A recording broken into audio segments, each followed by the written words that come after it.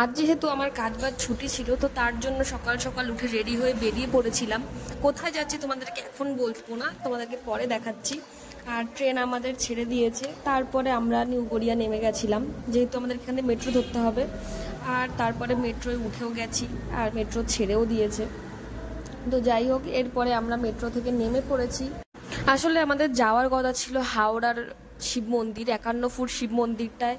তো কিছু প্রবলেমের জন্য ওখানে যাওয়া হয়নি, কারণ জানতে পারলাম হুট করে যে ওটা নাকি 12টায় বন্ধ হয়ে যায়, আর আবার নাকি বিকেল 4টের সময় খোলে। তো সেই জন্য আর যাওয়া হয়নি। আর এই দেখো, হাঁটতে হাঁটতে আমরা চলে এসেছি কালী মন্দিরে।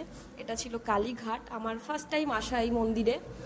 তো এসে মোটামুটি ভালোই লাগছিল। আর একটু বৃষ্টিও হয়েছিল, তার জন্য একটু রাস্তাঘাট প্যাচপ্যাচেও হয়েছিল, নিচে পুরো কাদা কাদা। আর এই যে আমরা লাইনে দাঁড়িয়েছিলাম, লাইনে এগোচ্ছিলাম, তো এখানে অনেক পান্ডারা আছে, এসে চেষ্টা করে যে বে লাইনে আমাদেরকে নিয়ে যাওয়ার, মানে ভিআইপিতে নিয়ে যাওয়ার চেষ্টা করে।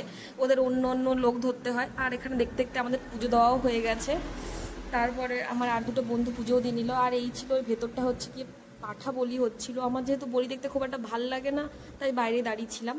এরপরে চলে এসেছিলাম খাওয়ার জন্যে, কারণ খিদে পেয়ে গেছে, সকাল থেকে আমি না খেয়ে বেরিয়েছি। আর এই যে আমরা সবাই মিলে রোল নিয়েছিলাম। এরপরে খাওয়া দাওয়া শেষ করে বাসে উঠে পড়লাম।